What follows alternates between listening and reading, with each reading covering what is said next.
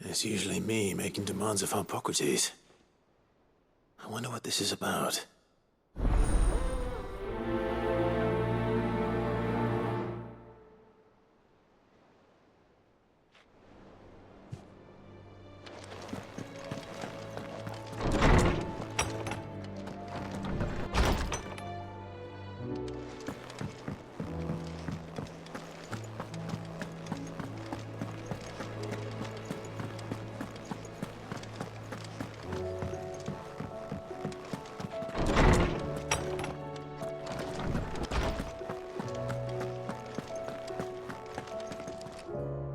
Lawsman Hippocrates, I received your note. Ah, yes. I expect you're wondering what this is all about. You spoke of making amends with Dion, but I can't imagine what for. Then I should begin by telling you that I was once his tutor. This was some years ago, of course, before I joined Sid in his hideaway. At that time, I was counted among the foremost scholars of Oriflamme, and was accordingly invited to the palace to supervise the young prince's education, all to ensure that the future emperor had a firm grounding in, well, everything an emperor should. History, religion, commerce, government. Alas, our time together was cut short when Dion left to join the dragoons, his studies no longer being deemed necessary. I had not expected to meet with him again, least of all here. Have you spoken with him? No, I have yet to find the right moment. His Highness always seems so preoccupied, especially when alone. I would not wish to disturb his ruminations with idle words of greeting, not when I know he dwells upon the evil Ultima had him commit in the Dominion. The guilt weighs heavily on him, I know. But as you say, that was Ultima's doing. Surely you can't blame yourself. When I first met him, it was not guilt, but his people's expectations that weighed heavily upon him. And I did nothing to ease that burden. He bore it alone, until the day he could not bear it any longer. It is one of my greatest regrets that I only ever offered him my wisdom, when what he truly needed was friendship. The blame for Dion's transgressions lies not only on his shoulders, but on mine. I see. I'm ready to help you in any way that I can. Then I beg that you bring me a wild wyvern tail. Apothecaries across the ages agree that even to glimpse such a flower is to be granted inner solace. Fabulists and fraudsters all, of course. But there is oft a seed of truth to be found where even the most outlandish opinions align. Well, it can't hurt to try. Where can I find this flower? And how will I know it? You have seen cultivated wyvern tails before, I trust. The lily-white blossoms from whose roots the poisonous ink for the brand is distilled. Well, those which grow in the wild differ only in their purple hue. The harsher the environment in which they are raised, the deeper the color. There is a waterfall in Rickmal's roost across the strait, where the flowers once grew in abundance. Whether they still survive there, I know not. But try as I might, I can find no likelier location. It's all right. I'll find you a wyvern tail one way or another. Thank you, Clive. And please, be safe.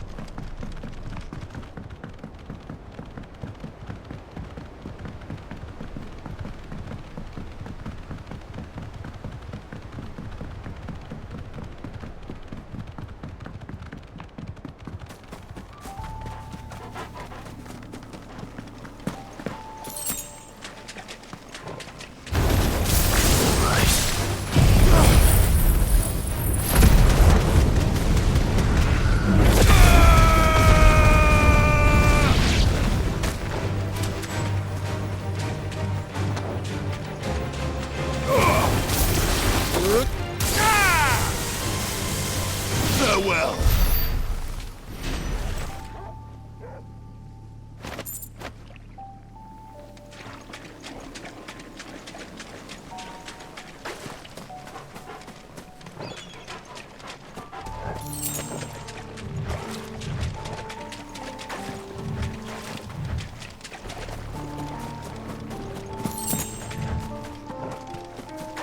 Seems this place has been flooded twice over.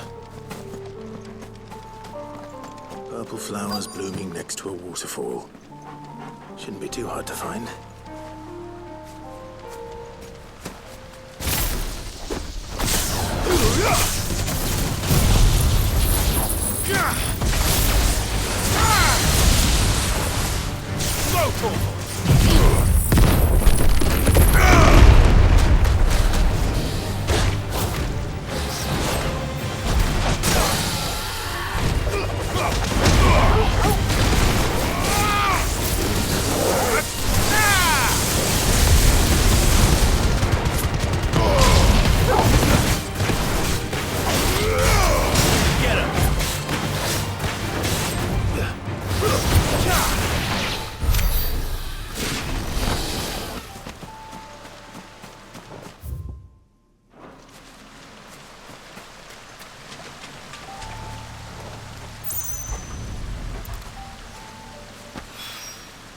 Here they are.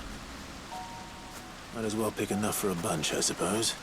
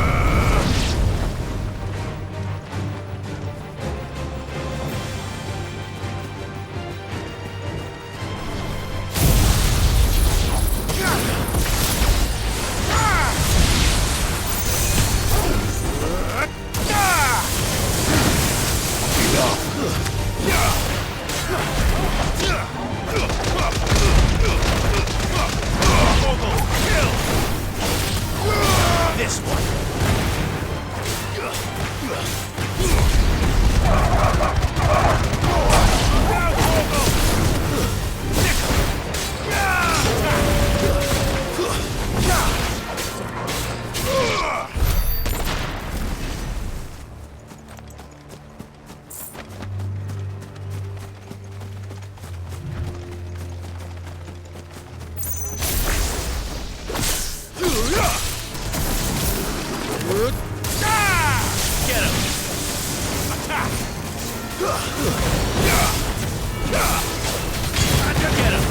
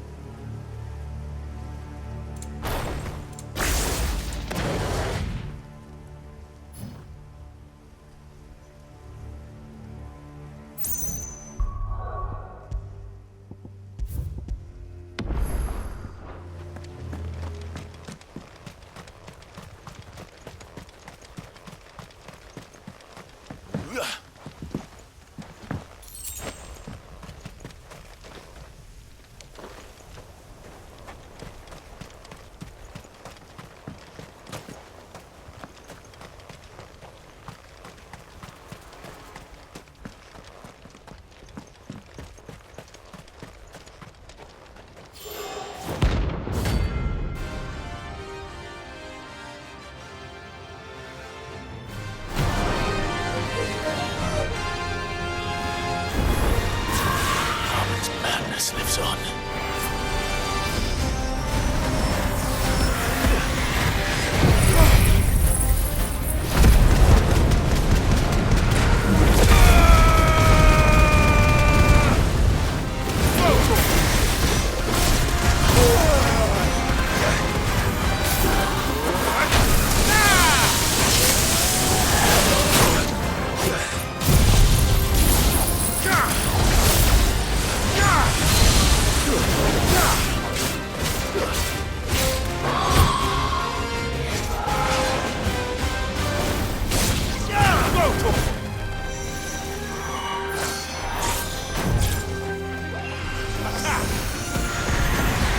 This one.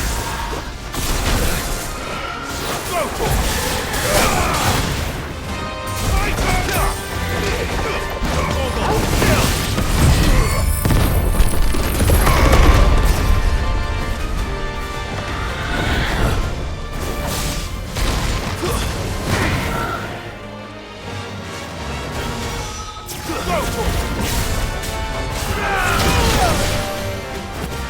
Get him! Let's try this one.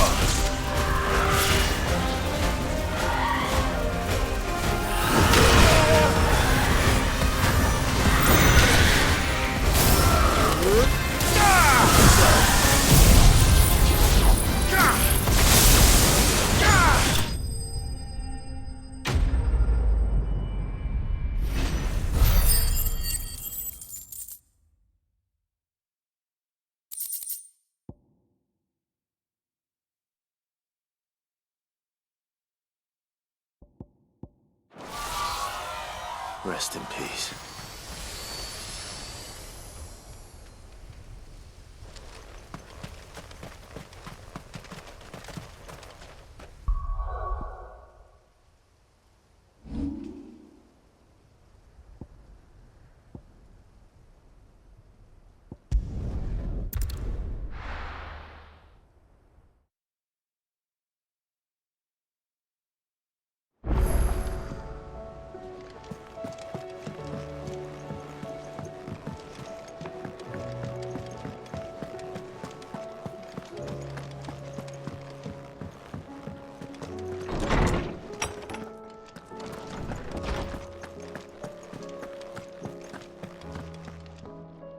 Oarsman, I found the flowers you were looking for. You did? I think I did.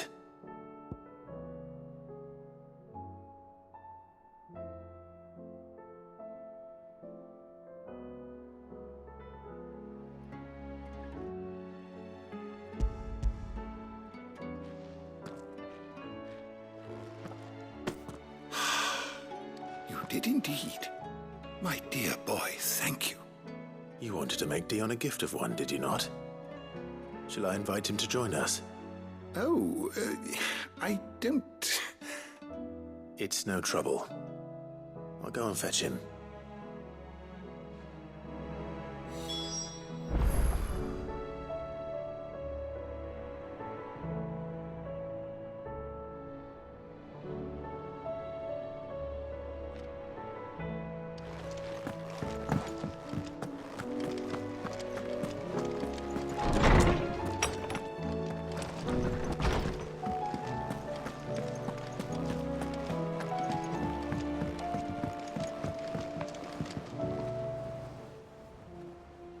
Your Highness, would you do me the honor of accompanying me? Now. It is time, then. No, only to the shelves. Our lawsman has something he'd like to give you. Master Harpocrates. No. I dare not show my face before him. Not after everything I have done. I have taken countless innocent lives. And ruined countless more. All because I was weak. I have sworn to atone for my crimes or die in the attempt. But were I to meet with him again, and see in his eyes what I have become, I fear that my resolve might falter. Then that is all the more reason to do it. Test your resolve. Prove to yourself, and to him, how strong it truly is.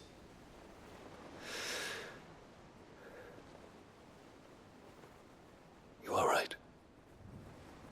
I must, at the very least, offer him my gratitude. Very well, then. Take me to him. Follow me.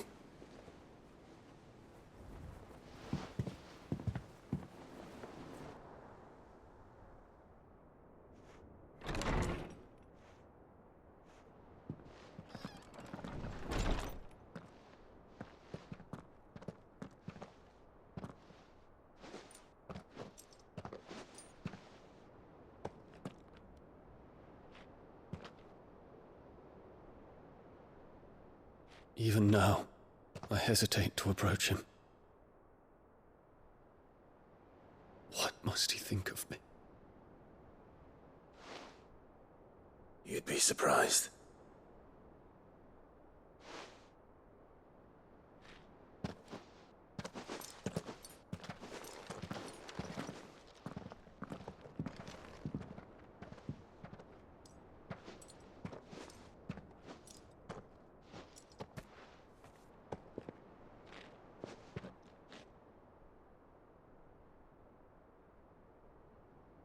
Master Harpocrates, pray, accept my apologies for leaving your tutelage before my studies were complete.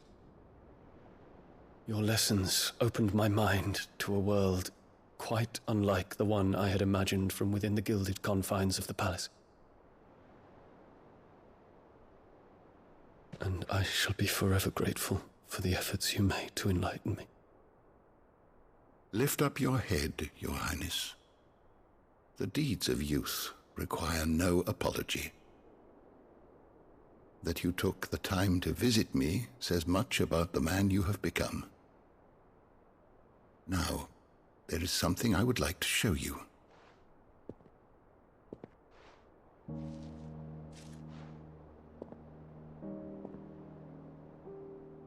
Is that a wyvern tail? The color is unfamiliar to me. Because it is unique to those found in the wild. Something in the harsh environments in which they grow lends them this striking hue.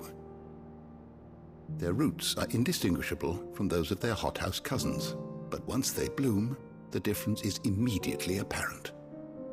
In this flower, I see you, Your Highness. Its roots were the roots of a wyvern tail, with all that implies. But they do not define it, just as yours do not define you. I want you to have it, that it might remind you of this truth.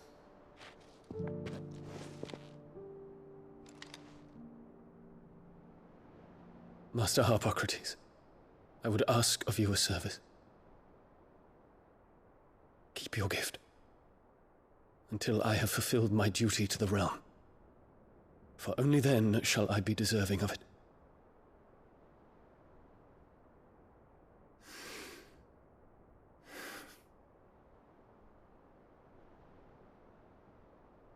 As you wish, Your Highness. I shall await your return.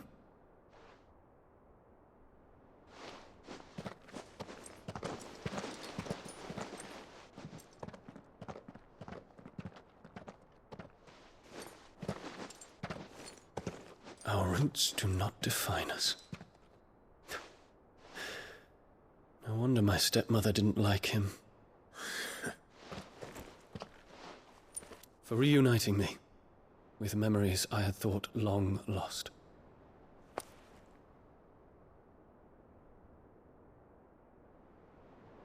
I shall not forget this.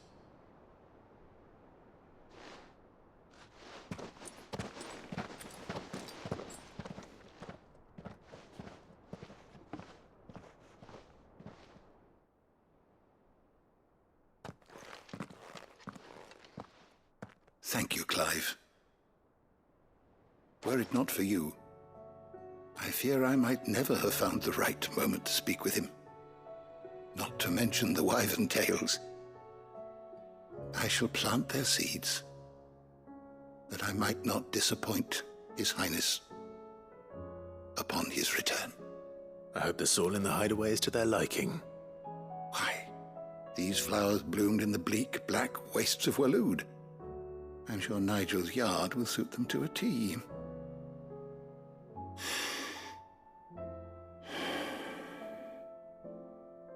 When it comes to expressing one's gratitude, I find that words are seldom sufficient. Here. What's this? A stolas quill. Or more precisely, my stolas quill. 'Tis said that an owl's feathers are steeped in the wishes it hears over its long lifetime. All those words just waiting to pour out onto the page. So consider this my wish for you. That one day you may put down your sword and pick up that pen. Well, when that day comes, I'll certainly have a lot to write about. Thank you, Harpocrates. It shall have pride of place in my chamber.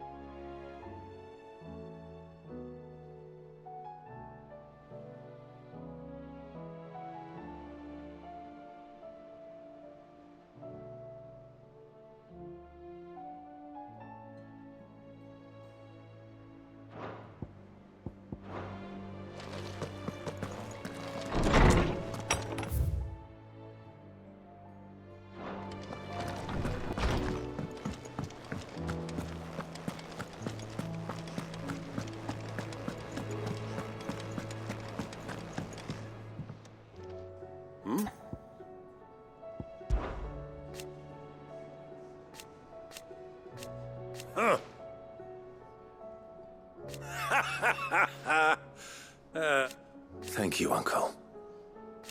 As for down here...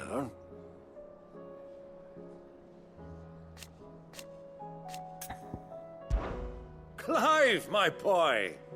Rutherford informs me that we owe you our thanks. Hadn't intended for you to get involved, but such are the times we live in, huh? I would have done the same for anyone else. You're far too modest, Clive. You'd make a terrible nobleman. But tell me, is the realm truly in as dire a state as Rutherford suggests? From what little I saw, you were right to be worried. I suppose I should have expected the worst. But I was rather hoping the great and good of the realm might have things a little more under control. Alas, it seems that firm leadership is in short supply these days, and without it, the people are bound to lose their way. We must move quickly.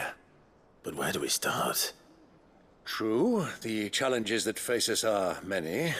But in my estimation, there are two key areas to be addressed before any other. The realm's armies and her larders. As you've seen firsthand, it's every man and woman for themselves out there. Certain cities have banded together to try and maintain some semblance of order, yes, but such cases are few and far between. And yet, the only remedy for the chaos that faces us is unity. A unity that transcends even the borders laid down by our ancestors. In short, if Storm does not stand together, she will fall apart. But how would one even begin to unite the realm? The armies, my boy. As I told you already, we begin by restoring order among the ranks of those sworn to maintain it. Sadly, I doubt I could convince even the lowliest gaggle of privates to dig a latrine together. But I do know someone the High Commanders have been known to listen to on occasion. Field Marshal Eugen Havel. I thought he was retired. He was, until an Akashic army tore through Randalar and killed most of the rank and file. There is no man alive more capable. Literally. And as luck would have it, I've already spoken with him on the matter. Of course you have. And he's agreed to help. On one condition. That he first speaks with you personally. Havel has always been a man of frustratingly rigid principle, and he has certain qualms about clasping arms with, well, with an outlaw. I extolled your many virtues as best I could, of course, but the old goat was adamant that he be allowed to appraise you in person. You don't mind, do you, my boy?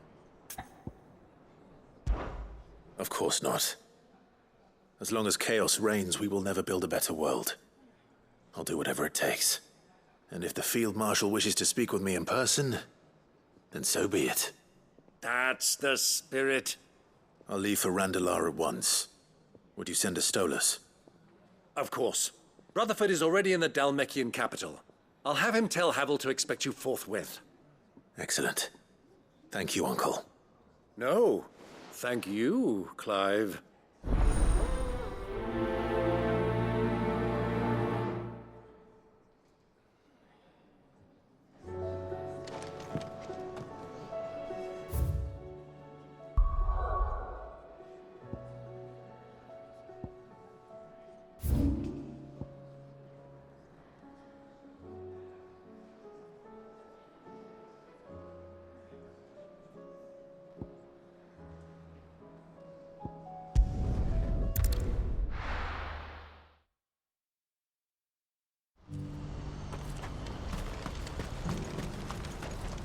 Well met.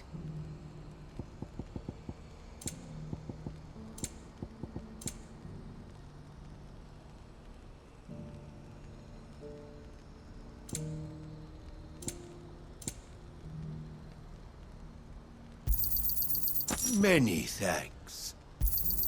A fine choice.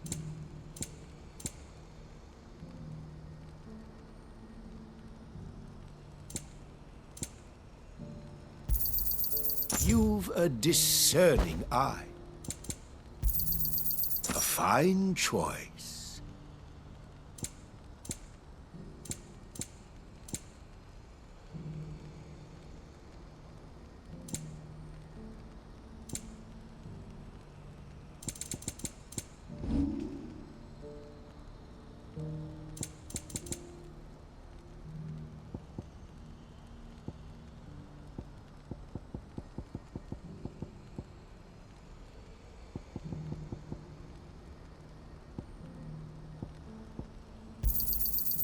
Thank you. You're sure you don't need it? Thank you.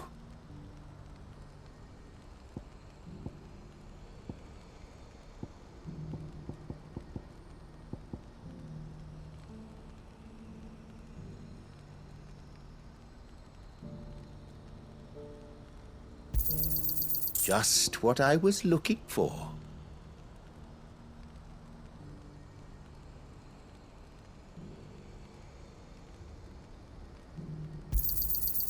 Thank you.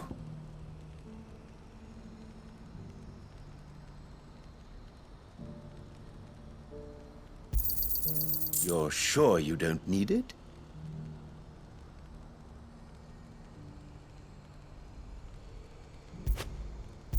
Thank you. Farewell. Do you see that too?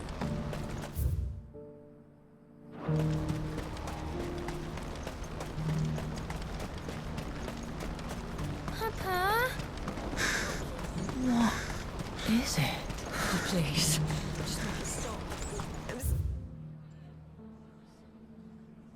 Yes.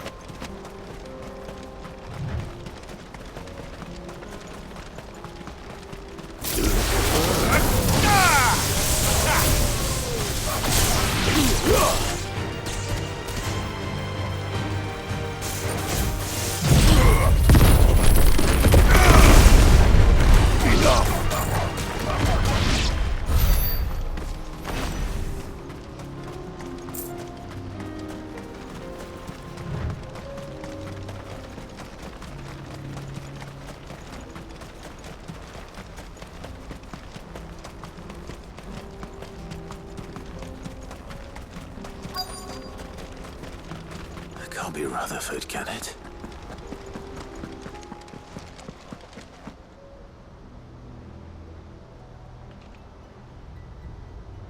Turncoats and cowards, the lot of you!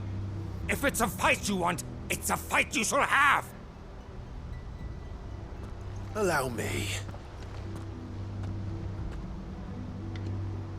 I don't need your... Please, Field Marshal, oblige him. This won't take long. You're right. It won't. Men, finish him.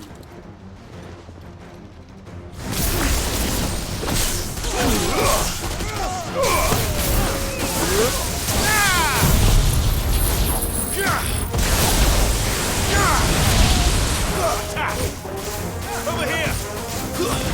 Stay down!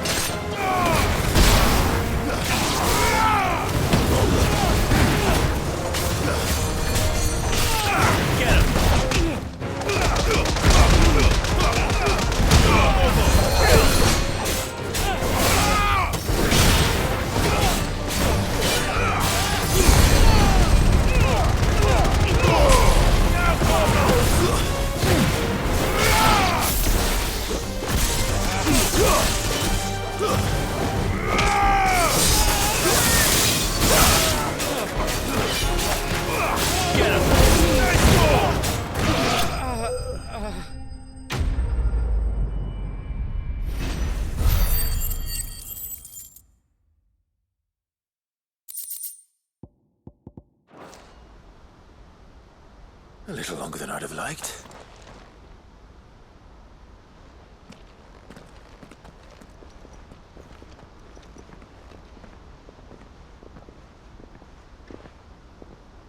Field Marshal Havel, I presume. Are either of you injured? No, my lord. You arrived just as our escort turned on us. Fucking traitors. I'd heard reports of soldiers in the outlying regions abandoning the oaths they swore. But I hadn't thought the corruption had reached so close to the heart of the Republic. It's a fucking disgrace. Your interfering old bastard of an uncle tried to warn me, of course. My lord Marquis. Or is Sid the Outlaw more to your liking? Call me what you want. It doesn't change who I am, or the urgency of the message I bring. My uncle has a plan to right the realm, and he needs your help to see it through. Before I agree to anything, I'd have you answer one question. What do you stand to gain from all this? I won't deny that I might benefit from further chaos. But I seek a new beginning for all of us. And while the choices I've made may not always have been the right ones, I know I made them for the right reasons. For so long, so many of us have been told how we could live, how we could die, when it should have been our decision all along. Now we have a chance to put things right. But in order to take it, we must stand together. Even if it be beside those with whom we don't see eye to eye.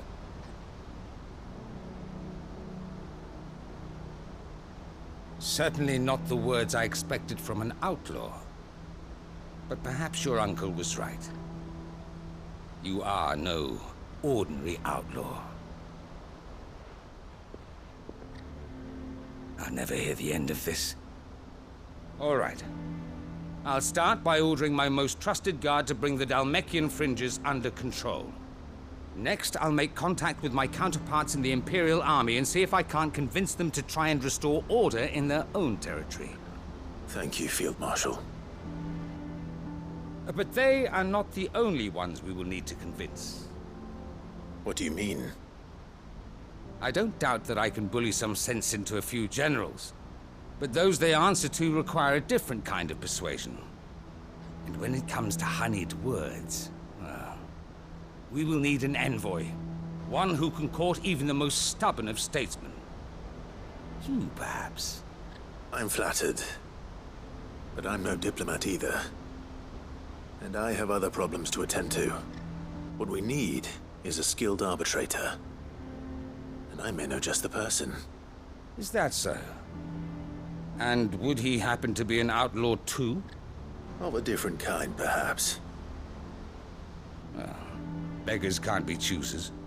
I suppose we'll all have to find a little of the outlaw in ourselves if we're to make it through this. Very well. Send your man to me right away. I shall.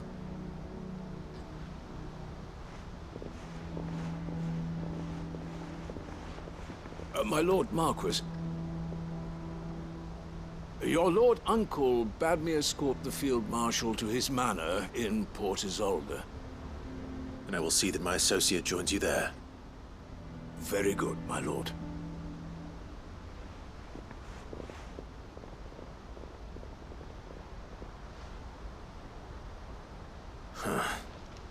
An envoy. I'm not sure I'm the man to talk anyone round. I can barely convince my brother to take his medicine. No. This is a job for someone with experience. Someone like Quentin. I hope I can convince him at least.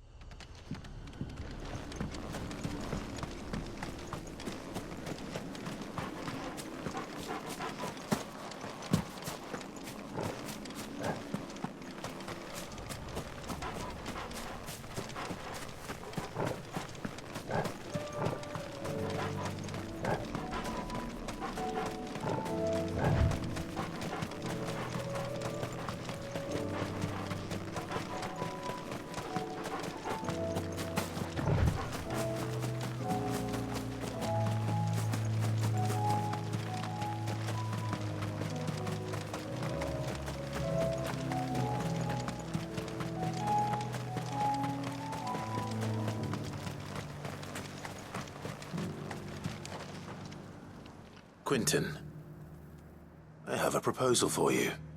Do you now? Something tells me you'll be asking more of me than a cask of Gotand gold. Go on then. Propose.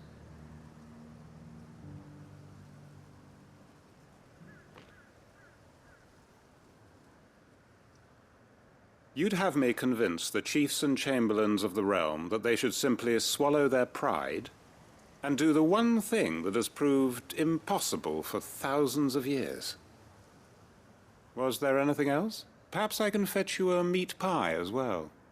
I know it's a lot to ask, but I can think of none better suited to the role. And you'd have me give up what little I have left to do it. I told you, Clive. The people of Lostwing are my family, and I cannot abandon them. You'll have to find someone else. I'm sorry to hear that. So am I. And why might that be? What he's asking. How's it any different to what you've done so far? They want you to speak for those who can't speak for themselves. That's what you do best. If it's the vineyard you're worried about, we'll see that the grapes are picked and the tons filled. You know we will. It's not that. Then what is it? You said yourself we're family. Don't you trust us? You know that's not what I'm... Then what are you saying? That only we are worth saving? Why turn your back on everyone else? You convinced us we could build new lives for ourselves, and if you can do that, who's to say you couldn't convince the entire realm? A stirring argument. I fear that any rejoinder I make might fall somewhat flat by comparison. So you'll join us? Where do you need me? Field Marshal Havel will want to speak with you in person. He's currently in Port Isolde. I can arrange for a party of Cursebreakers to accompany you there. That would be very much appreciated. I hear the roads are far from safe these days. Hopefully not for long. My uncle will want to know that his plan is taking shape.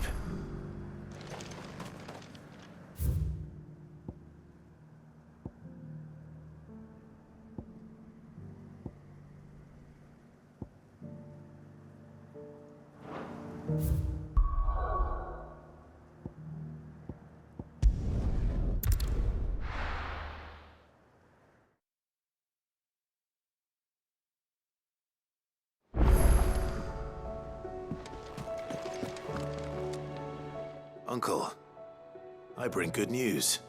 The Field Marshal has agreed to your plan. Ha! Of course he has. I didn't doubt you for a moment, dear boy. Rutherford is accompanying him back to your manor in Port Isolde as we speak. They will await your return there. As will one other. One other? Who, exactly? Lord Havel was concerned that even if he could get the realm's armies to agree to an accord, he might not be as successful in convincing those with political power. He asked if I might have a solution, and I suggested a certain Imperial Lord Magistrate turned Liberator. One of your co-conspirators? Master Quinton would probably call me one of his, but yes. Another outlaw, then. Just the thing we need to put these rotten politicos in their places. Good thinking, Clive. I'm glad you approve. The more the merrier, eh? Uncle, assuming Havel and Quinton can solve our problem with the armies, you still haven't mentioned how we might manage the grain shortages. Oh, don't you worry, my boy. The 7 high houses will be seeing to that. They have all agreed to make the most generous of donations.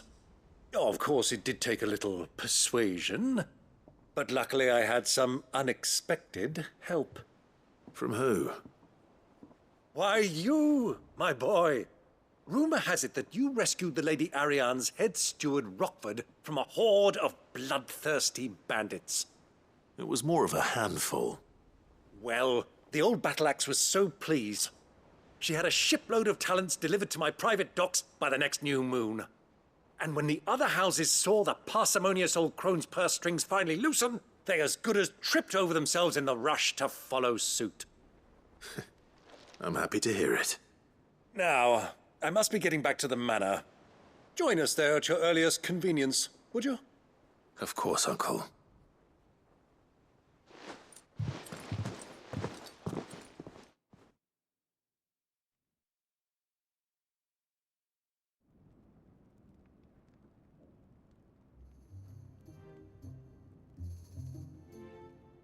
And how, pray tell, will we get that grain to the capital if the roads are still overrun with Akashic?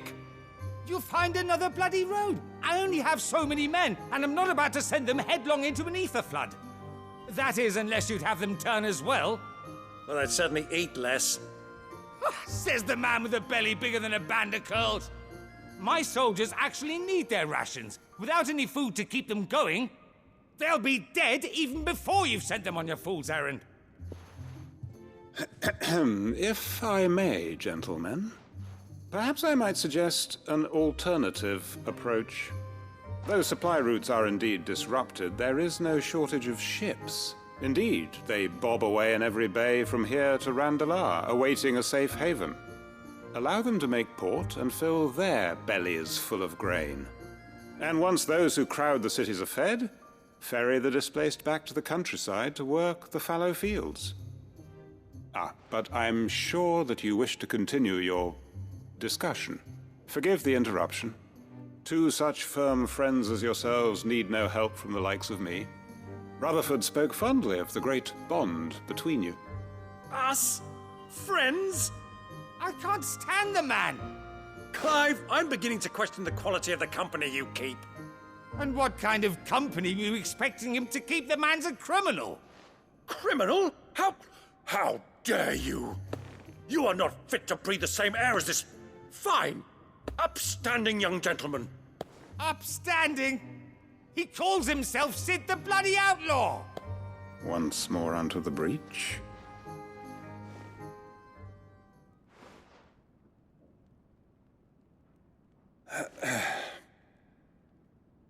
Shall we begin again? What we seek here is not to create a new nation, nor to claim the thrones of those that already exist. We wish simply to bring stability to the realm that mankind might weather the current storm.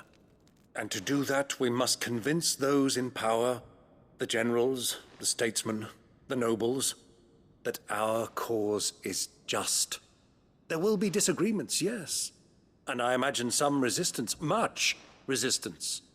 But we cannot let that deter us. If we show them the path, show them that we walk it ourselves, then I am confident they will follow. The fate of the world lies in my nephew's hands, but the well-being of her people lies in ours. And we must not squander the chance that Clive has given us. Uncle Byron, Now, with that settled, let's move on to the signing of the Accord. For what great moment in history hasn't been accompanied by a little ceremony?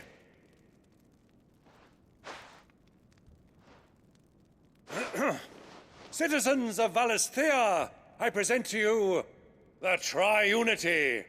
Rutherford, Mike Will.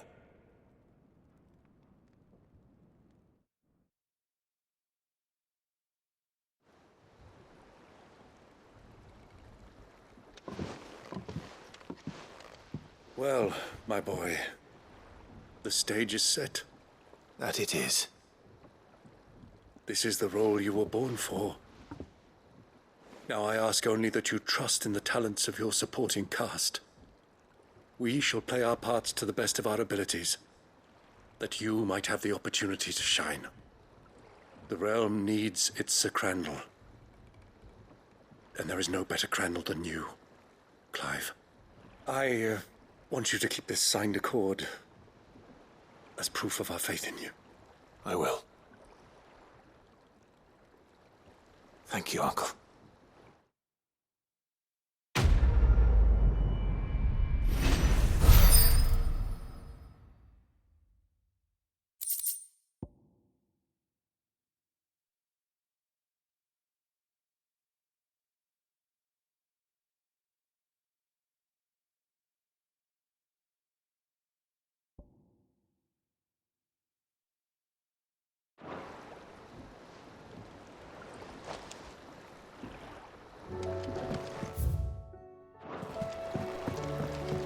What do you think that thing is?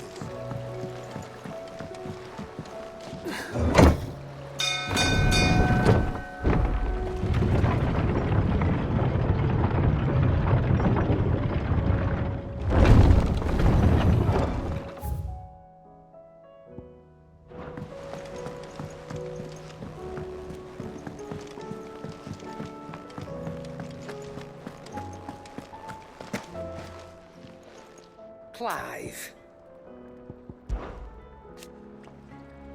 Ta-ra then. Thank you, Karen.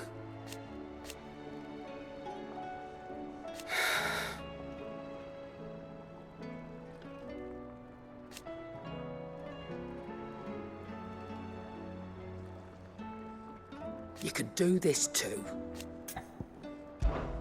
If you're gonna buy something, be quick about it.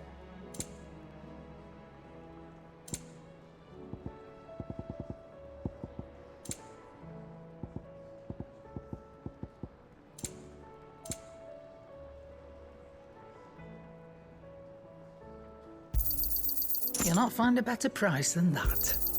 It'd better all be here. You'll not find a better price than that.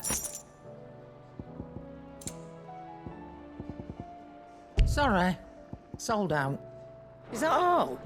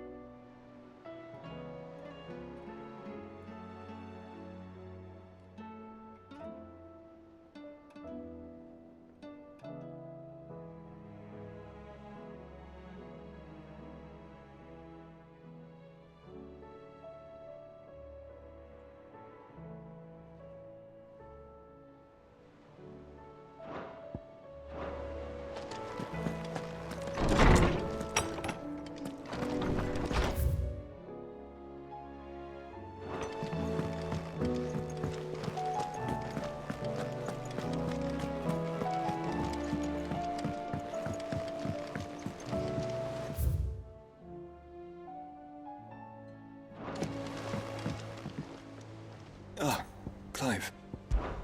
This is it then, brother. Indeed.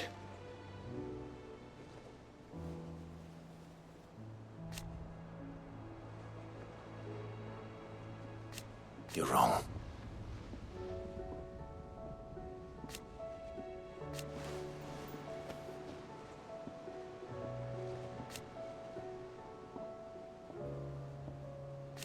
Of course.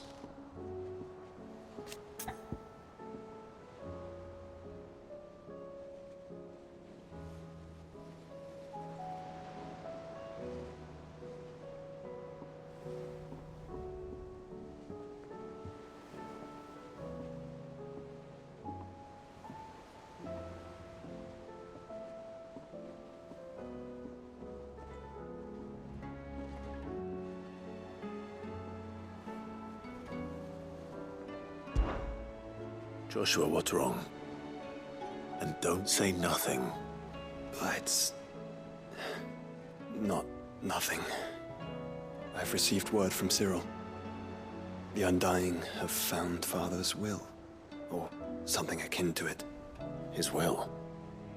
How and where? In the crypt beneath Rosalith Castle.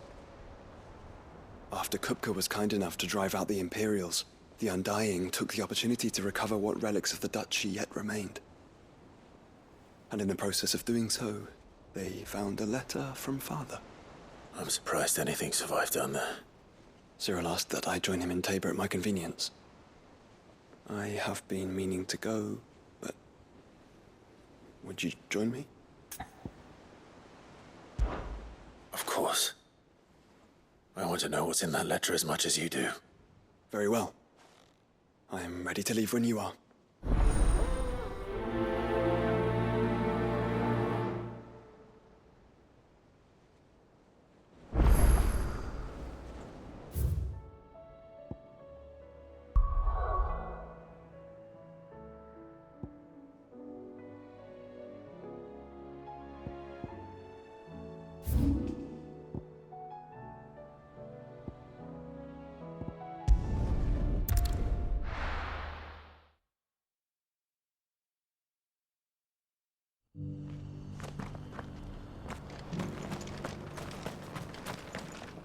Welcome, welcome.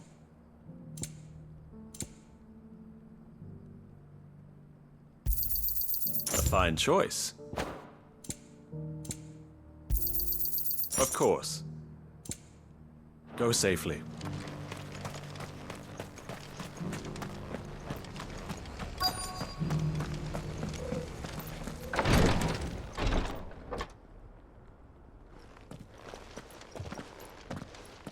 Your Grace, my lord, I trust your journey was not overly onerous. Cyril, you found a letter from Father? Yes, I have it here.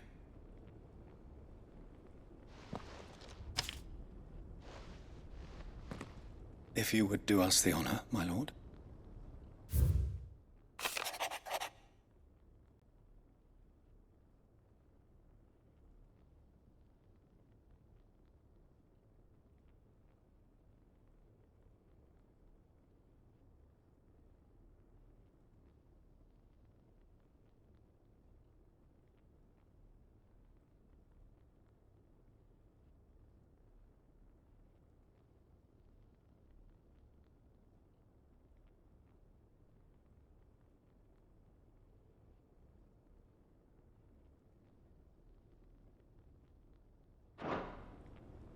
An inheritance.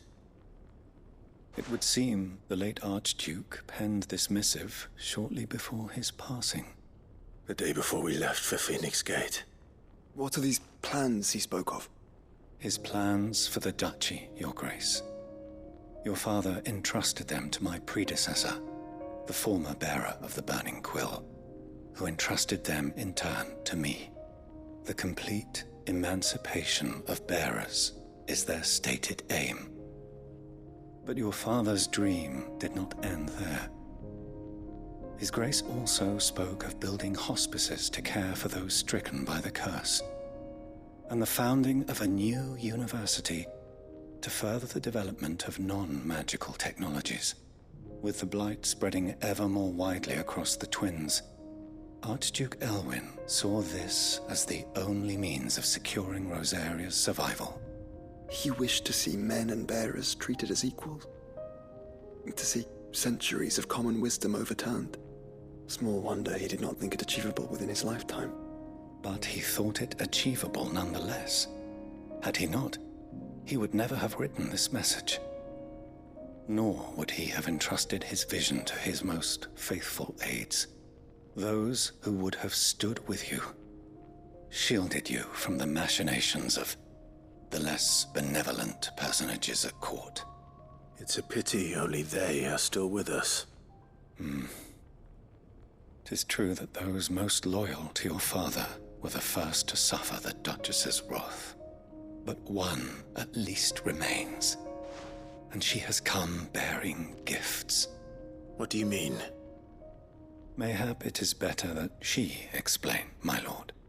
After all, the duties entrusted to me by my predecessor extended only to recovering His Grace's will and arranging a meeting with the one who might execute it, or a part of it, at least. And where is this woman? She awaits you in the archive, Your Grace. Thank you, Cyril. Shall we then?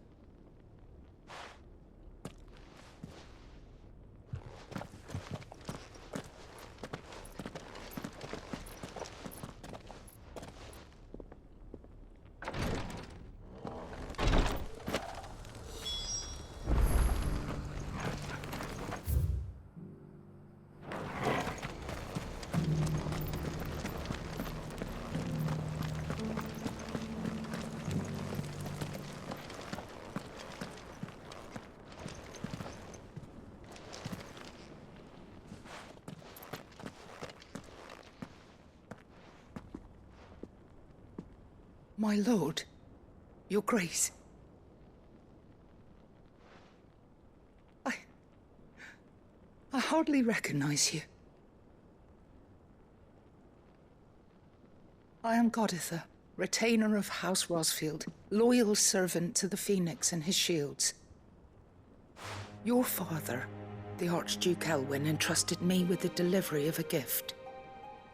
I only hope you can forgive my tardiness in bringing it to you. Lift up your head, Lady Goditha. You have our gratitude for your service to our house and to our father. I merely did my duty, as any proud Rosarian would. My lady, perhaps you could explain a little more? What exactly is the gift you bring? As I'm sure you know, it has long been the custom for the children of House Rosfield to be presented with certain keepsakes upon their coming of age. Indeed it has. Our father often spoke of the day when our turn would come. And had he lived to see it, he would have presented you with the treasures I bear.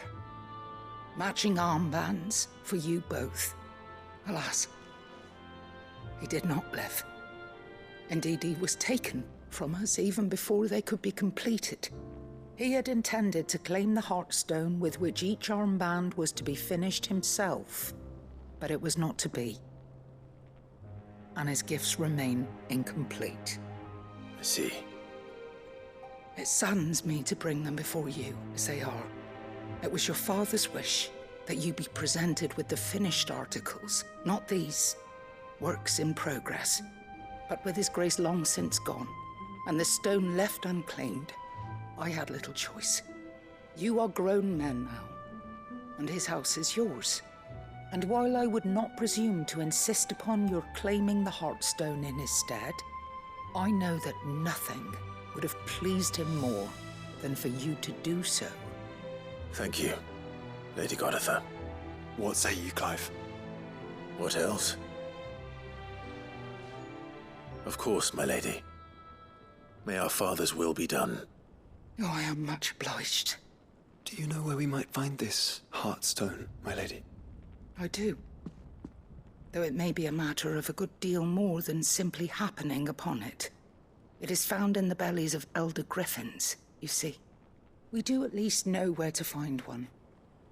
A certain specimen has made its nest in Titan's Wake, not far from here. A certain specimen? You are most perceptive, Your Grace. In answer to your unspoken question, yes. In fact, this is the very same beast your father meant to slay. I have been tracking its movements since you were but a boy. Were you to slay it in his stead, as men of House Rosfield, it would surely make your father proud.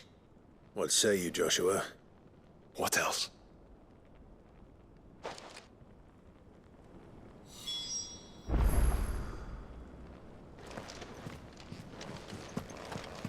Titan's Wake is to the south of here. But we must not be hasty. The good lady has been disappointed once already.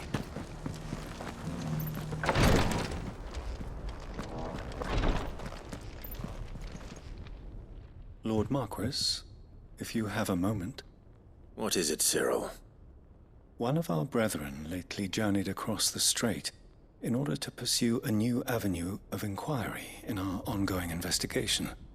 He sent an owl some while ago, but we have heard naught from him since. Was he surveying another fallen ruin? No. The object of his study was a savior cult that has arisen in Ash in recent years. We believe it may have some connection to the Circle of Malleus, an ancient religion that worshipped Ultima as its god. By gaining an understanding of this new faith, we hoped to learn more of the Circle's original beliefs. And so you sent one of your brothers to Ash? A continent teeming with orcs and Akashic? Fully cognizant of the risks, yes. I entrusted the mission to one of the most able of our order, the Third Chair, a master of the arts of combat and survival both. Though he has been silent for some days now, I have thus far refrained from sending any others in search of him, lest they be lost in turn. Yet, it seemed only right to inform you of the situation, given your unique experience of the perils of Ash. For as you so earnestly advised me, it would not do to abandon a man to his fate, when he might yet be saved. It would not. But Ash is a big place. Can you be any more specific? Perhaps. The last owl I received from him mentioned a village where he had heard the cult were wont to assemble. Mickleburg was its name. It lies in the southern reaches of Waloed. If aught ill befell him, I expect it did so there. Right. I'll see what I can do. You are much too kind, my lord. Go then, with my hopes, and may the firebird's flame ever burn in your heart.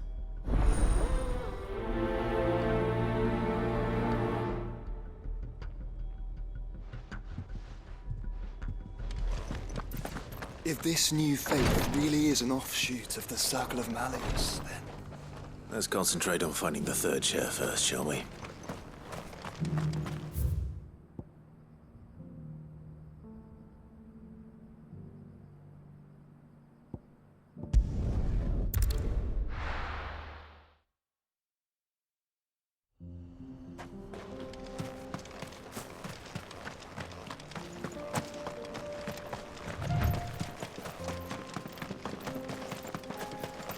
Eyes peeled, Joshua.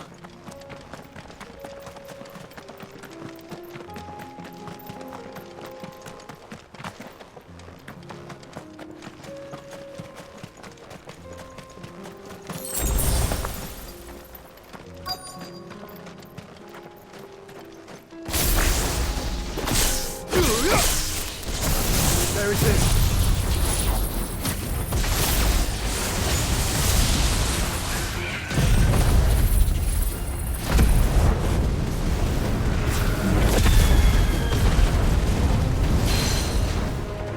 For House Rosfield.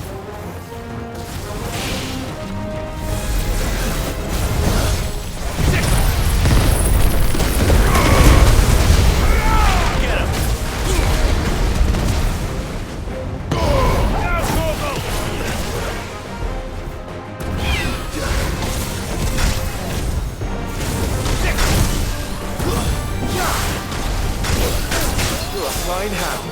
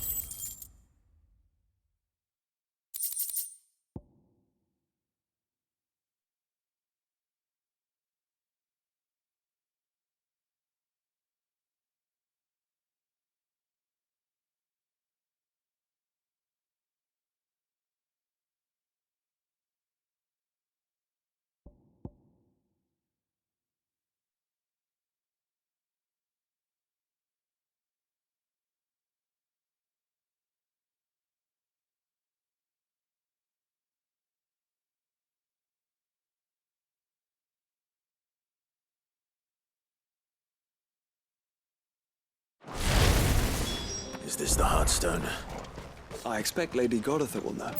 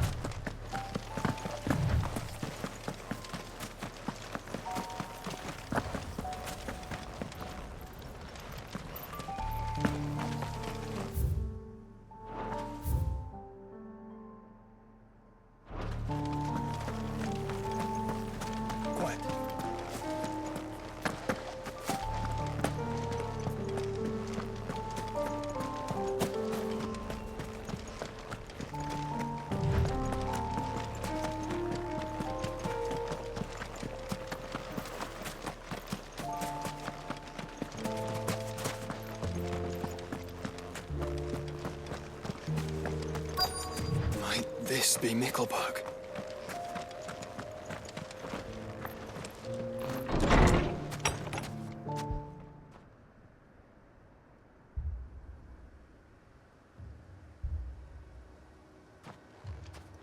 These people aren't turned. And the village seems safe enough at least.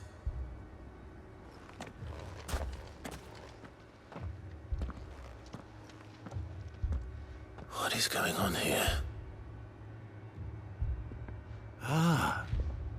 Did you, too, heed the call? Heed the call? No, I came here looking for someone.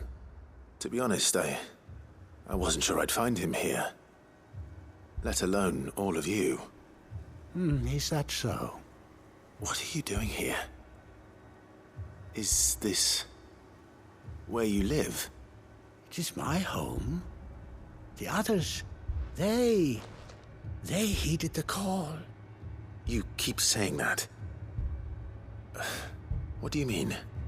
They came here to perform the rite, just as King Barnabas instructed.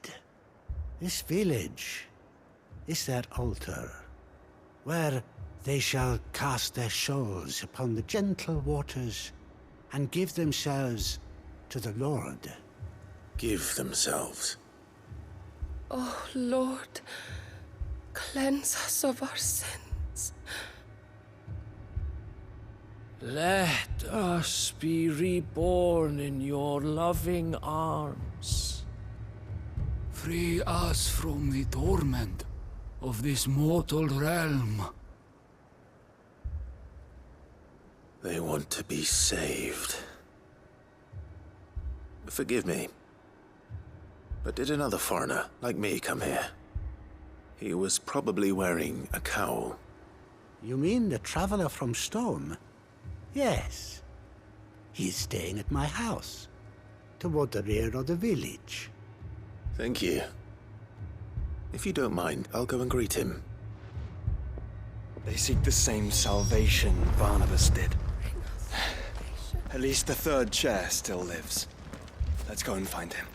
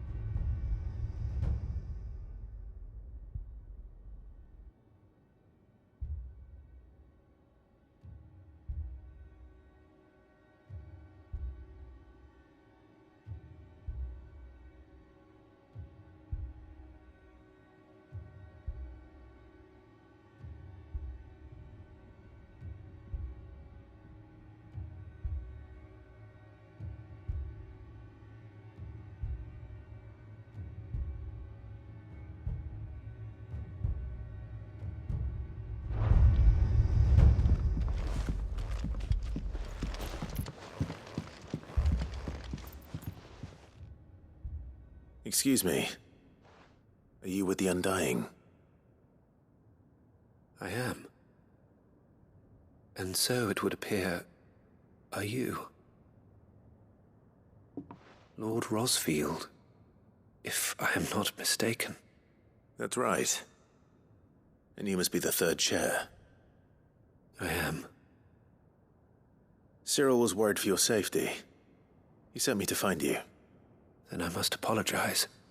I did not mean to trouble the bearer of the burning quill. Much less you, my Lord Marquis. He said that you had failed to report. Is there a reason for that? I came here to study the followers of this new faith. But the more I learned of them, the more my own faith began to falter. You have seen them at their prayers, have you not? They devote themselves to the veneration of their Lord with a fervor I have never seen before.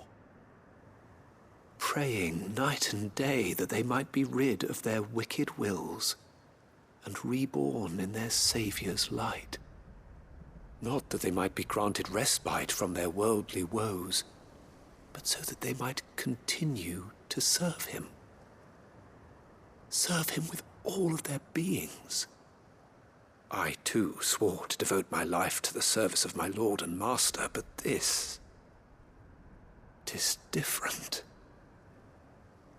It is more.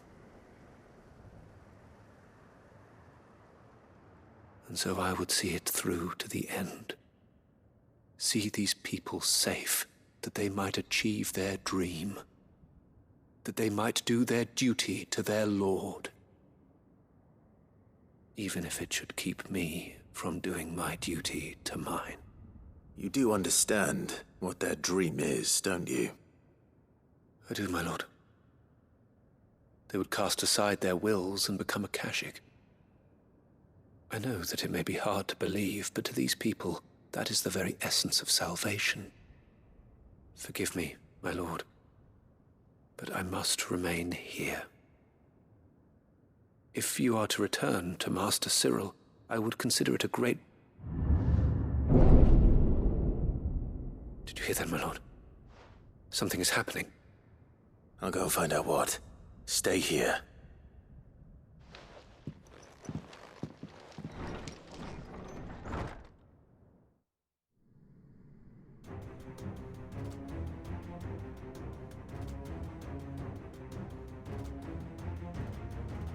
An ether flood. Oh no. There must be something I can do.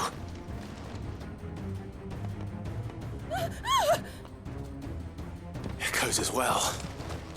Found her. Ready, brother? Ready.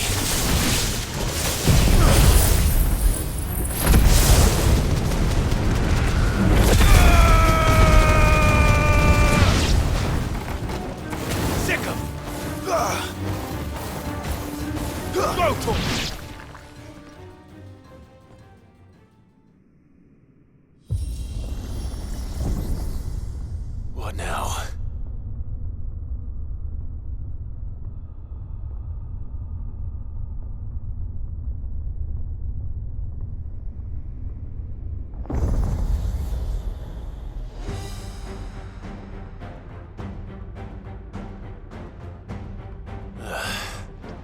We meet again.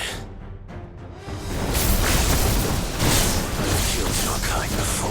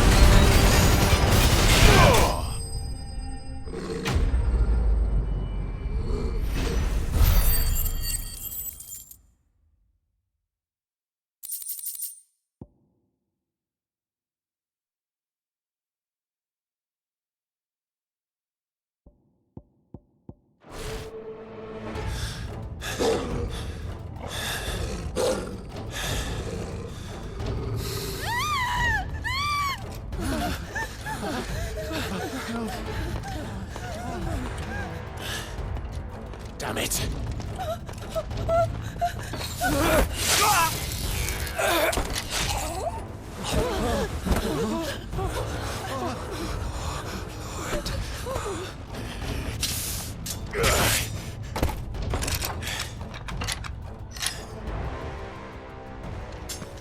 Don't you die. Come on, speak to me. I had to save them, that they might have a chance to find true salvation by devoting themselves to the service of their Lord. Just as I did when the Undying plucked me from the gutter and gave me a cause to believe in. A duty to serve was everything to me, and I would not deny them that fulfillment, even if they must become a Kashik in order to achieve it. Forgive me, my Lord Marquis. I did not mean to trouble you with this. My findings. Could you deliver them to Master Cyril for me? Of course. Your duty will be done.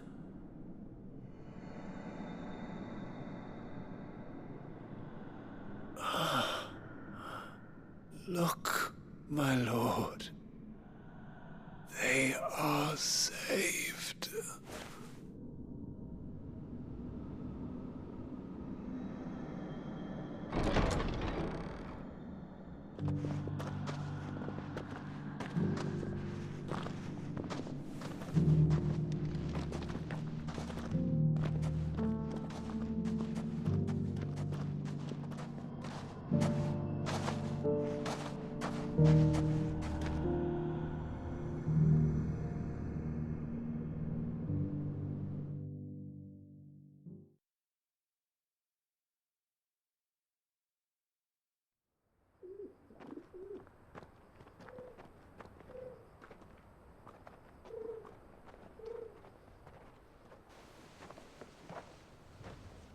They are saved. Founder. I should get this report to Cyril.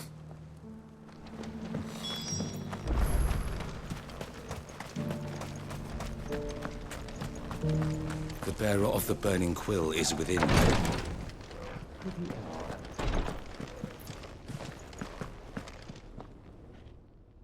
My Lord Marquis, welcome back. I am glad to see you hale and whole. I met with your third chair, Cyril. He bade me deliver his findings to you.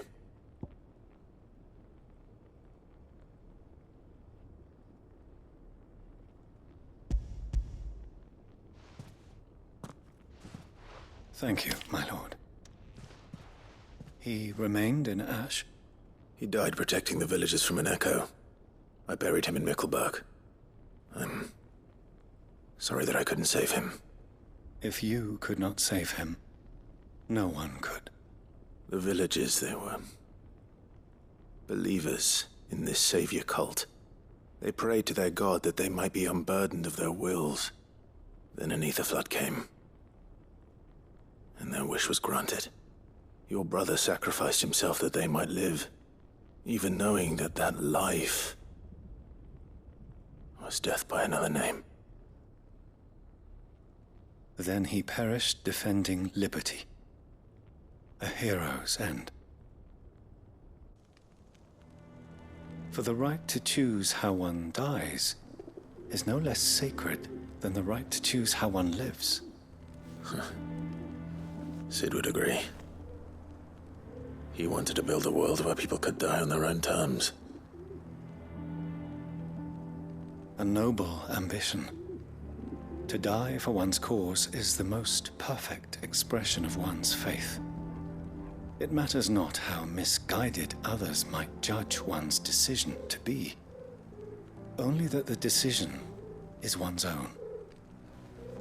We live according to the teachings of our order. We believe in them, we protect them, and yes, we die for them. For better or worse, that is our creed.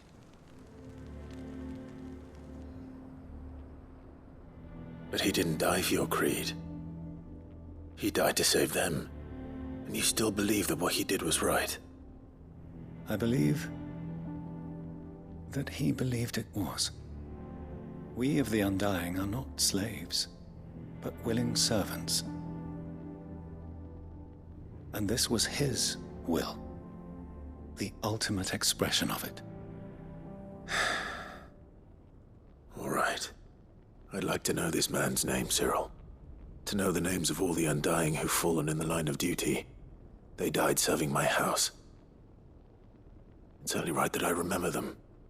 That is my duty. Of course. I shall fetch the Book of Martyrs at once. My lord, it has been, and shall ever be, the greatest honor of my life to serve House Rosfield. Though our duties may differ, yours is no less important. I pray with all my heart for your success. And were they here, I have no doubt but that every one of my fallen brothers and sisters would feel the same.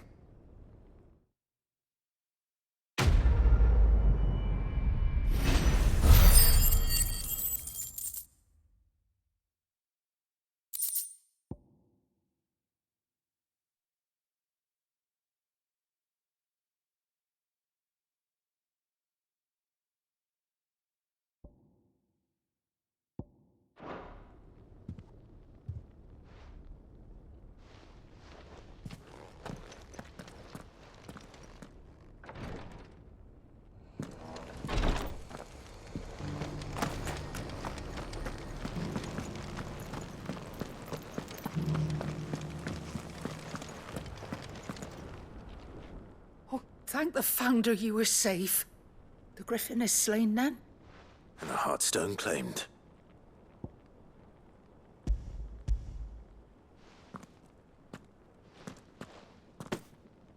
Yes. This radiant luster, like frozen flame. It is just as your father described it. Thank you, my lord. Your Grace. Your father would be so proud. Lady Goditha, the lapidary is ready. Thank you, Cyril. I will be with him shortly. If you would excuse me, I shall have the stone cut and set forthwith.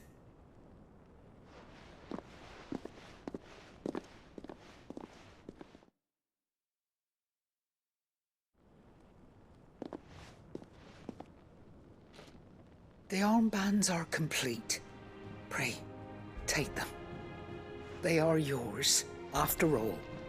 Heartstone is harder and more enduring than garnet, or even ruby. It symbolizes unwavering will and devotion.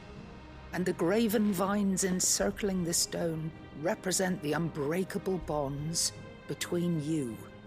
It's a message. Father knew we had enemies both inside and outside the duchy. Enemies who would thwart his vision.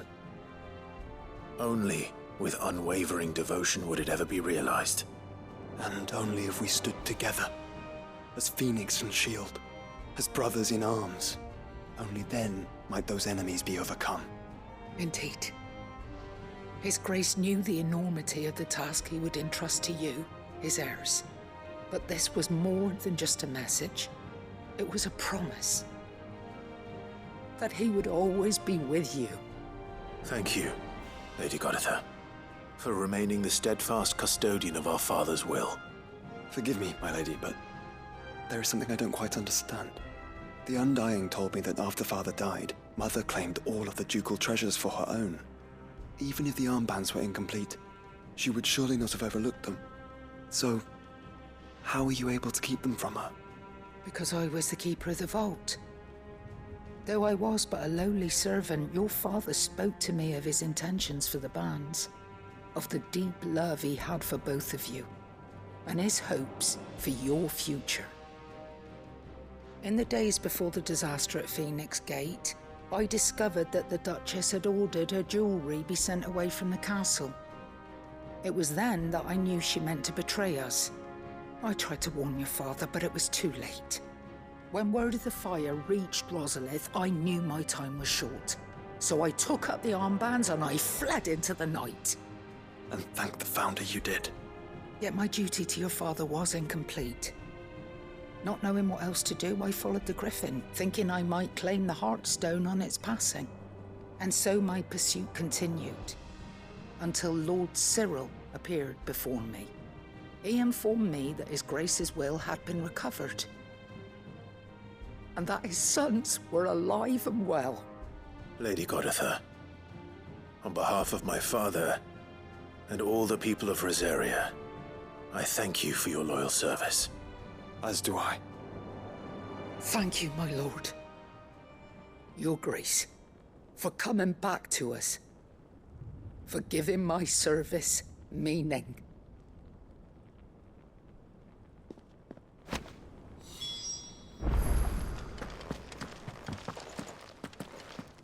The bands suit you well.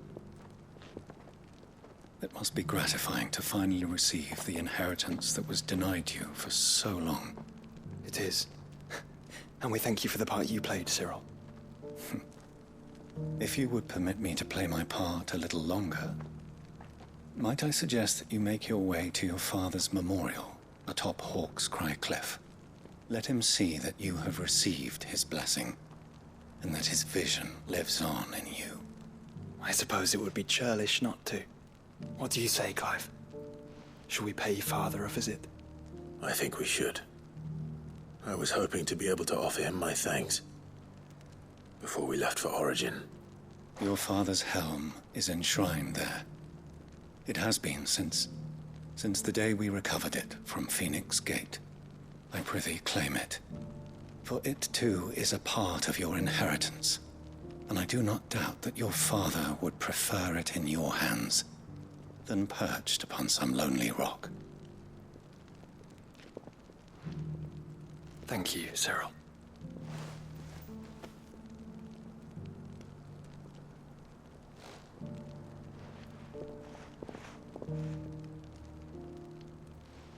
Come on, Clive. He's waiting.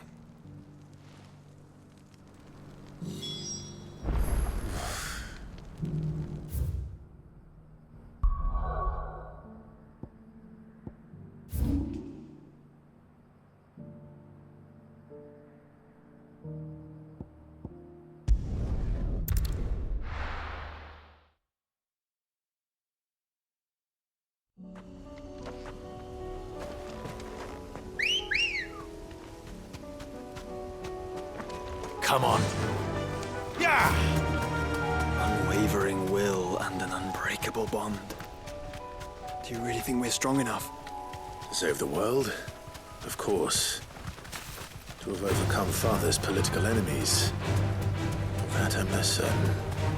Especially knowing what we know now. What Mother was truly capable of. But perhaps these bands would have helped. Knowing he was with us would have made all the difference. It's just back there.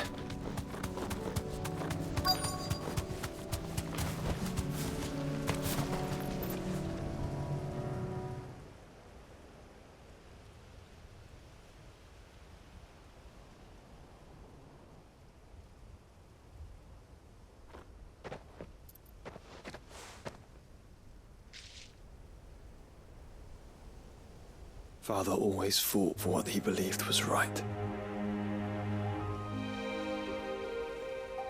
It wasn't until that night at Phoenix Gate that I realized I had never fought for anything. I always had someone else to do the fighting for me.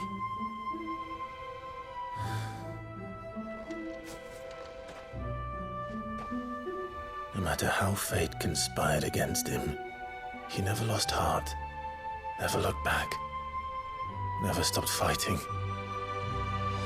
To me, he was the greatest of men.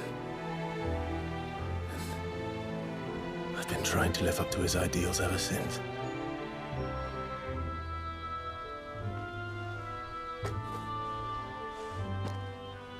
We all have, Clive. We all have. And we'll keep trying. Because that's what he would have wanted. What he would have done himself. Even if it meant standing against the very gods in the heavens. I shall be borrowing this, Father, if I may, that you might watch over us as we follow in your footsteps.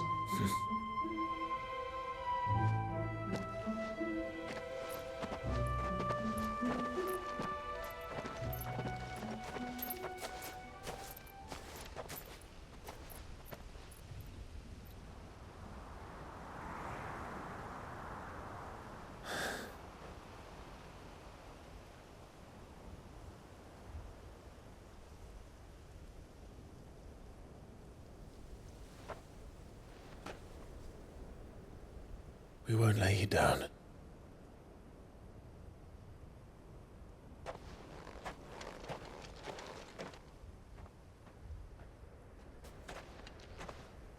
Onward then. Onward. To the end. And to a new beginning.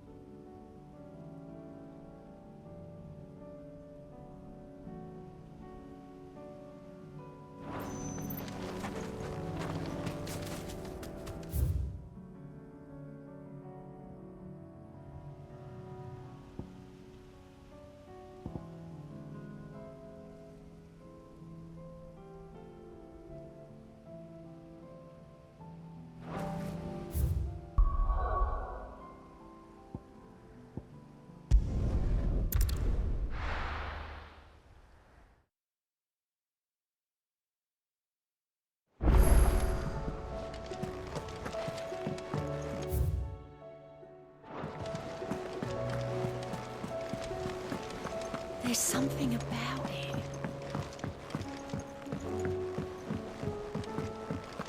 Twinside's hundreds of leagues away. The crystal is... Welcome to the Patron's Whisper. Is everything we've received and everything promised? Come again. I may have more for you.